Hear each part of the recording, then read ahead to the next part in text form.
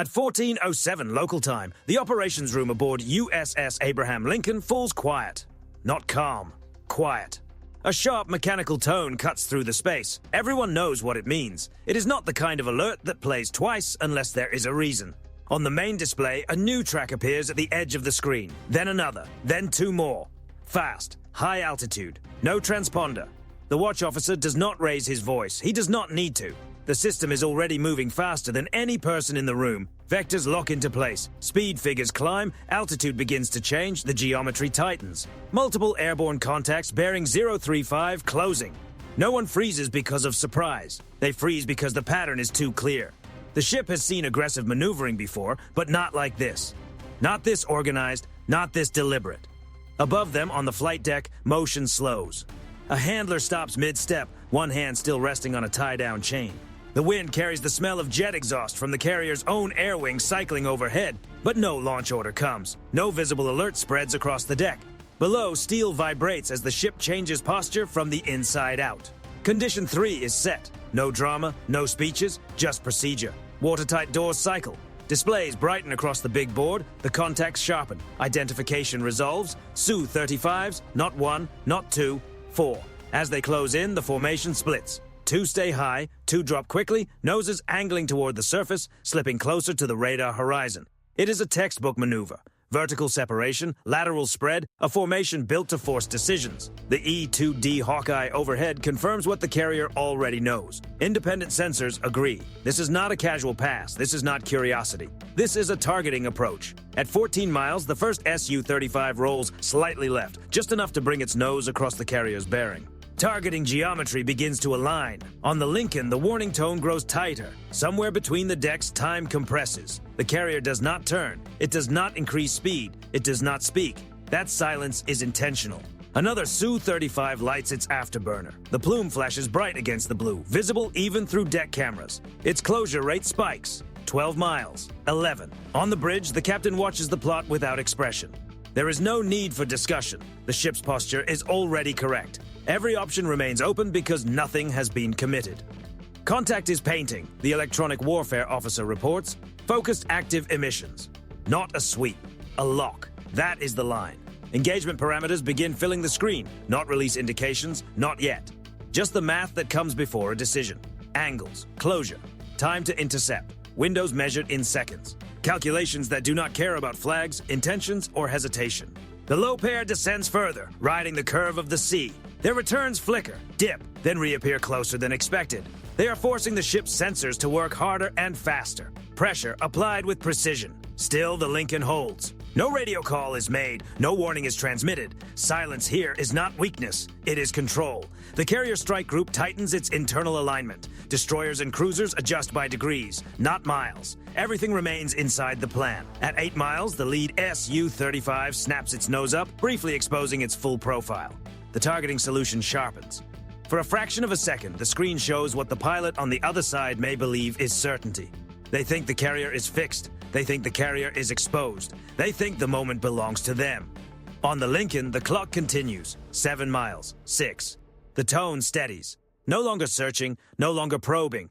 Focused, locked, committed.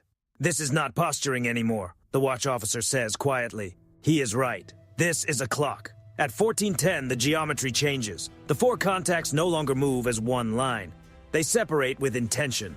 2 Su-35s pull high, noses lifting into a shallow climb to widen their radar horizon. The other 2 drop lower, accelerating toward the surface, their returns thinning as they slide into sea clutter. A pincer. Clean. Deliberate. Built to squeeze. On the Lincoln's displays, the tracks stretch apart, then curve inward. Range rings tighten. Closure rates rise unevenly. By design, one pair slows just enough to divide attention. The other pair surges forward, afterburners flaring again. Contacts maneuvering independently, the controller reports. Vertical separation increasing. No one repeats it, everyone can see it. The warning tone changes character. Not louder, not faster, more certain. Somewhere out there, another system is solving the same equation from the opposite side and reaching its own conclusion. Still, the carrier does not react. No speed change, no turn into the approach, no broadcast. The flight deck remains quiet. Aircraft stay chained. Elevators stay still. For From above, it might look like hesitation. From inside the ship, it is something else entirely. At 9 miles, the high pair levels off. They hold just long enough to force a recalculation. The low pair cuts slightly right, then left. Small corrections meant to test the carrier's tracking. The Lincoln sensors hold them anyway, stitching returns together from multiple sources without effort. The pincer narrows. Electronic support measures begin to glow across the displays. Narrow beams, short bursts, active probing. The signatures are disciplined. Modern targeting systems cycle through modes, searching for the instant when the carrier blinks. It does not. To the outside world, the strike group remains quiet. Internally, it is alive. Data moves at machine speed, fused and cross-checked. Every track is verified by more than one source. Nothing depends on a single picture. At 7 miles, the lead Su-35 banks hard, nose crossing the carrier's bearing again. This time, it holds the angle. The lock is sustained. Engagement envelopes populate fully now. Not hypothetical, viable. Inside the operations room, there is no rush to the consoles, no shouted commands. The watch teams remain exactly where they are, hands light on controls, eyes fixed on numbers that matter more than anything outside. Solution confirmed, comes the report. The carrier answers with silence, and that silence begins to work against the approaching aircraft. The low pair's radar returns flicker again. Too clean, then too smeared. One pilot corrects, pulling up slightly to regain clarity. The other reacts late and overshoots the adjustment. Their formation loosens by a fraction of a mile. The high pair tightens spacing to restore the geometry. It costs them speed. The pincer is still closing, but its symmetry is gone. At 5 miles, the Lincoln remains exactly where it was. To the Su-35 pilots, that can mean confidence or vulnerability. There is no way to know which, and that uncertainty starts to bite. Why is the carrier not turning? Why is it not radiating? Why is it not doing anything? There is no time to answer. 4 miles. The warning tone spikes, then steadies again. The targeting picture looks perfect now. Too perfect. One pilot adds power, tightening his turn to keep the carrier centered. That is when the first anomaly appears. For less than a second, the carrier's signature stretches, elongates, then snaps back. Not a disappearance, not a drop, a distortion. Subtle enough to ignore if you are already committed. Obvious if you are looking for it. The pilots are already committed. 3 miles. The high pair begins to descend, compressing the vertical stack. The formation converges for the final geometry, the point where theory becomes action. From their perspective, the target is fixed, locked, and exposed. On the Lincoln, the watch officer glances once at the master clock. No command is issued because the ship is not waiting to be caught. It is waiting for something else. At 14:10 and 30 seconds, the Su-35s believe they have the carrier exactly where they want it. They do not understand that they are already inside the space where the rules change. At 14:13, the world goes quiet. Not on the Lincoln, everywhere else. In one synchronized action, the carrier strike group executes MCON Alpha. Radios fall silent, radars go dark. Fire control emitters shut down. Across the electromagnetic spectrum, the signatures that define a U.S. Navy carrier collapse inward and vanish. Heat, noise, data, presence, gone. Inside USS Abraham Lincoln, nothing disappears. The picture becomes cleaner, fused, calm, but beyond the hull, to anyone watching from outside, the carrier has effectively ceased to exist. The Su-35 pilots feel it before they understand it. The target does not fade, it fractures.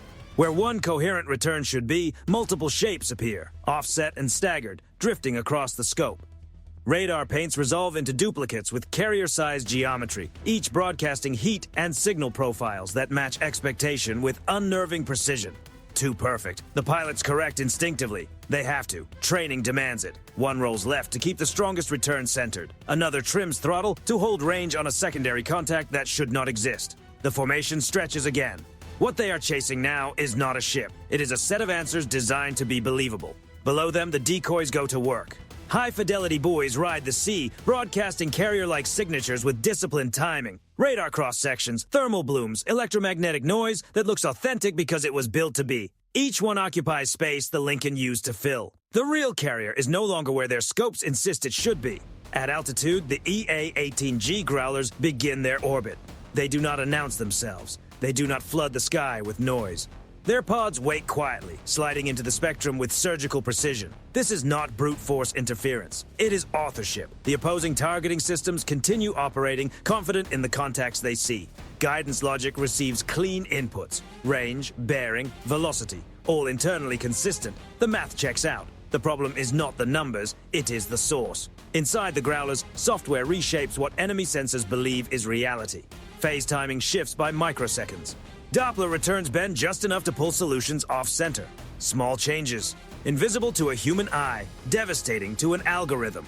The Su-35s begin to overcorrect. One pilot tightens his turn to keep the strongest contact aligned. Another pulls up to regain what he thinks is lost altitude on the target. Their spacing collapses, then expands again, each aircraft chasing a slightly different truth. On the Lincoln, the watch team observes without comment. Tracks wobble. Closure rates lose symmetry. The clean pincer from moments ago unravels into separate pursuits. They are no longer following the carrier. They are following reflections. At 12,000 feet, a Growler slides laterally, maintaining the geometry that keeps the illusion intact. Its emissions remain below the threshold that would trigger suspicion. To the Su-35s, nothing has changed. Except everything. One pilot notices it first. The carrier appears to move sideways. Not forward, not back. Sideways. He dismisses, reacquires, and tightens his lock. The return stabilizes on a decoy that wants to be found. Another pilot sees two carriers where there should be one. He splits the difference, steering between them, trusting the strongest signal. The math rewards him with consistency. Consistency is the trap. At 14:13 and 40 seconds, the Lincoln remains dark. The strike group holds formation by internal reference and secure queuing alone. Destroyers and cruisers adjust silently, preserving the illusion from every angle. The opposing picture is complete. It is simply wrong. The Su-35 formation is no longer a formation. It is 4 aircraft chasing 4 answers, each convinced the final solution is seconds away. Their radios come alive with short calls, corrections, confirmations, and fragments of doubt cut short by speed. No decisive action comes from them. It does not need to. The key moment is not a visible flash. It is the realization, arriving too late, that the target is not where the mind insists it must be. On the Lincoln, a single line appears in the log. Deception holding. The carrier has not answered loudly. It has removed itself from the equation, and in doing so, it has placed the approaching aircraft exactly where it wants them, inside a hole of mirrors, moving fast, burning fuel, and making decisions based on a reality that no longer exists. At 14:13, the hunt ends. The next phase is about to begin. At 14:18, the response starts. There is no announcement, no visible signal from the deck of USS Abraham Lincoln. From the outside, nothing changes. Inside the spectrum, everything does. The EA-18G Growlers shift posture. Their pods move from distortion to control. What had been subtle nudges become deliberate rewrites. Guidance logic inside the opposing targeting loop accepts new truths without resistance. Timing offsets, range deltas, velocity vectors. Everything still makes sense. Just not for the target the pilots believe they are tracking. The deception hardens. On the Su-35 scopes, solutions stabilize on decoys that appear exactly where they are expected to be. Engagement parameters remain valid. Confidence returns. The pilots commit again, tightening their lines, preparing for the instant when theory becomes action. That instant never arrives. Above the formation, an aircraft they cannot see settles into position. The F-35 does not light its radar. It does not maneuver aggressively. It holds altitude, nose steady, flying a geometry that keeps it outside every visible danger zone while its passive sensors absorb the scene below. Heat, motion, intent. Every detail is fused into a targeting picture that requires no confirmation.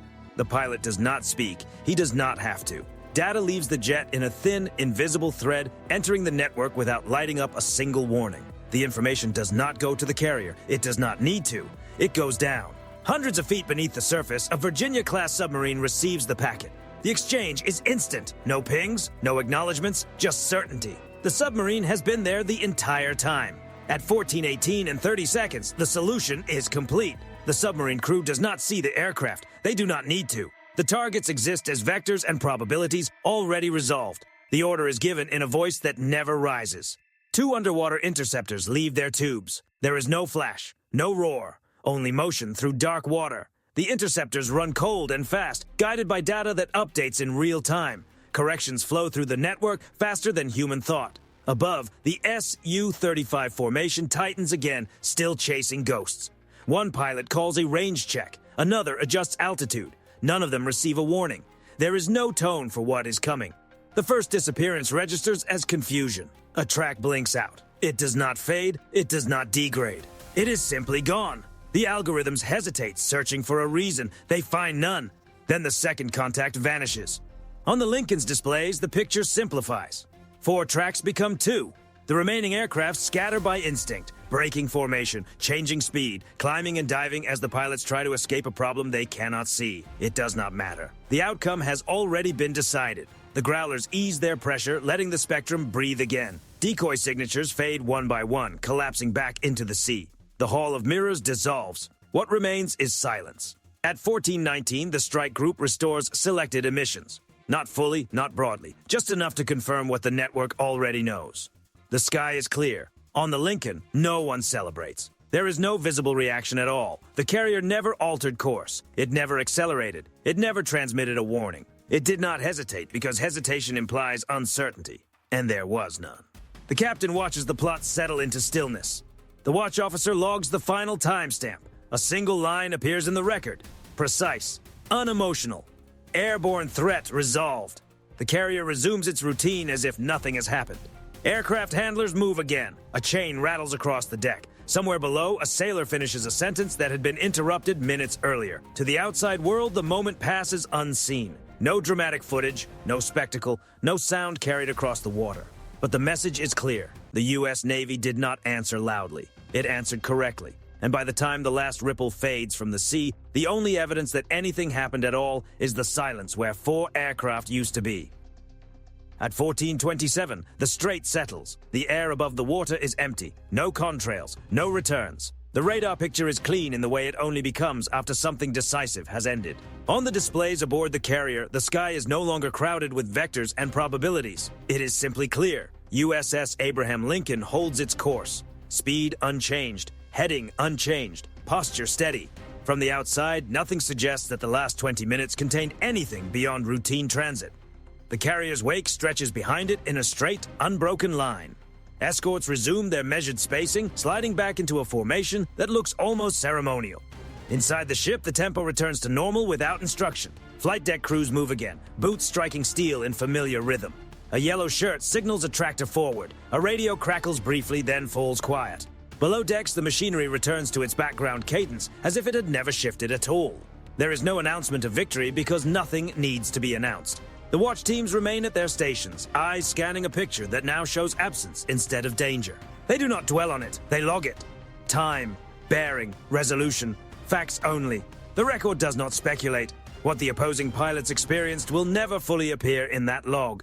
They did not lose a traditional aerial contest. They were not outflown in the old sense. They were removed from the decision cycle. They believed they were tracking a carrier. They believed it was exposed. They believed speed and precision would force a reaction. Instead, they found nothing where something should have been. By the time they realized the picture no longer obeyed physics, it was already too late to ask why. On the Lincoln, the captain reviews the final plot one last time. The area where the encounter occurred is now just water again. He nods once, too small a gesture to be called satisfaction. The ship proceeds. That is the point. This was not a display of aggression. It was not a warning anyone could hear. It was the quiet enforcement of a boundary that does not need explanation to be understood. The carrier did not protect itself by making the first visible move. It protected itself by denying the fight entirely. In modern naval warfare, presence is not always measured by what can be seen. Sometimes it is measured by what cannot be touched, cannot be tracked, and cannot be engaged. The Abraham Lincoln did not prevail because it was faster or louder in that moment. It prevailed because it was never where the other side believed it was. And when the moment came to act, the response did not begin on the deck, the bridge, or even in the air above. It came from a network, quiet, distributed, already aligned. A solution prepared long before the first warning tone sounded. At 14:30, the carrier exits heightened alert. Condition 3 is relaxed. No announcement marks the transition. No signal is sent beyond the hull. The strike group simply continues its mission, operating in a space where the absence of noise is often the loudest message of all. Somewhere beyond the horizon, the implications move outward, unseen and unrecorded by cameras. But aboard the Lincoln, the day continues. Meals are served, maintenance resumes, aircraft cycle. The sea does not remember what crossed above it minutes earlier. Those who were there do. Not as a story of chaos, not as a clash, as a reminder. That hesitation is not built into the system. That uncertainty is resolved before the moment arrives.